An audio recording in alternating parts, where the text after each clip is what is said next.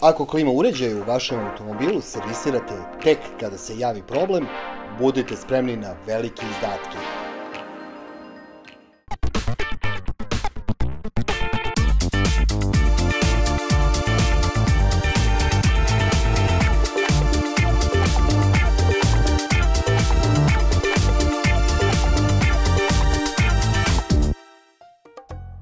Vrlo često klima uređaj u našem automobilu uzimamo zdravo za gotovo. Odlažemo redovne servise i tretmane dezinfekcije sve dok pojave neprijatnih mirisa i zvukova ili dok ne osetimo da klima više ne hladi kao pre. Ako na činjenicu da servisiranje klima uređaja ne spada pod redovan mali i veliki servis, dodamo i ubrzan tempo života i finansijski aspekt koji nije zanemarljiv, postaje jasno zašto nam ovaj segment održavanja automobila vrlo lako promakne. Zato je važno da razumemo koliko često i na koji način se održava klima uređaj u automobilu, ako ne zbog zdravlja i prijatne vožnje, onda barem zbog nepotrebnih izdataka koji itekako mogu da nas iznenade. Održavanje klima uređaja podrazumeva zamenu filtera kabine, zamenu ulja i gasa, redovnu proveru zaptivenosti sistema, kao i čišćenje i dezinfekciju sistema.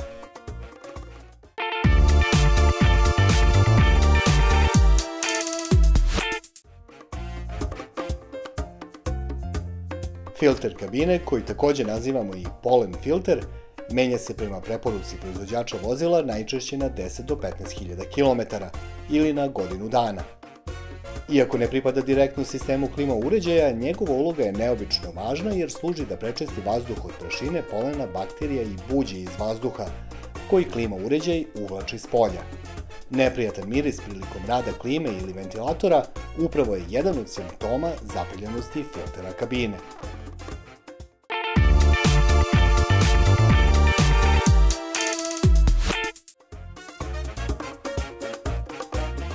Baš kao što vaš motor traži redovnu zamenu ulja i dovoljne količine goriva da bi pravilno funkcionisao, tako i klima uređaj u vašem automobilu koristi specijalnu mešavinu ulja koje služi za podmazivanje kompresora i gasa koji ima rashladnu funkciju.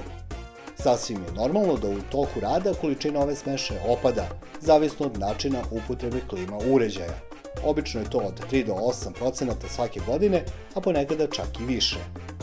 Provera koncentracije i eventualna dopuna gasa preporučuje se na 2 godine kod novijih vozila, dok se kod automobila starijeg datuma proizvodnje, kao i kod onih koji prelaze velike kilometraže, preporučuje i češće. Ozbiljan servis će prilikom zamene gasa pristupiti vakuumiranju sistema, kako bi odstranio višak vlage iz rashladne smeše koja je higroskopna.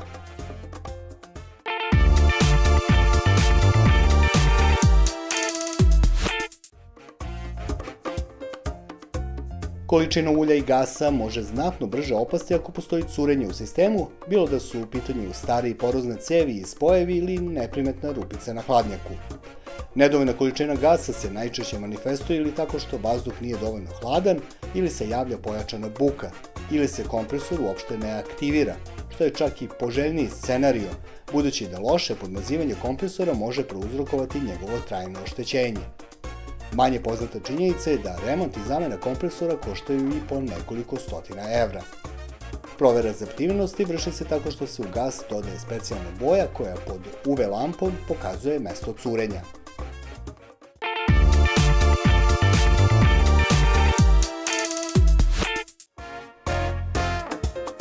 Iako se u prodaji mogu pronaći razne sredstva, najčešće u vidu spreja ili pene koji služe za čišćenje i dezinfekciju sistema, budite oprezni ako ovo radite u sopstvenoj režiji, jer nepravilna upotreba i prekomerne količine ovih sredstava mogu dovesti do porasta vlage u sistemu, pa čak i do oštećenja elektronike vašeg automobila. Najsigurnija, ali i finansijski najzahtevnija varijanta jeste odlazak u servis koji će ovaj postupak obaviti sredstvima i uređajima koji su dizajnirani za tu namenu.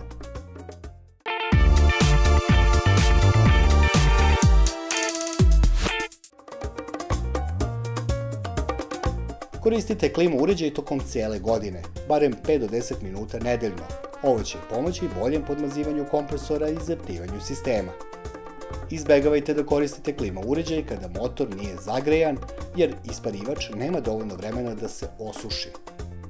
Ako baš ne možete da izdržite, potrudite se da barem isključite klima uređaj i ostavite uključenu ventilaciju par minuta nakon što završite vožnju.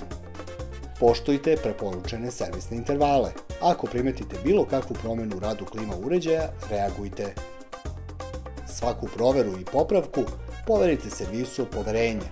Nestručni majstori i brzinska rešenja mogu vas mnogo koštati na duge staze.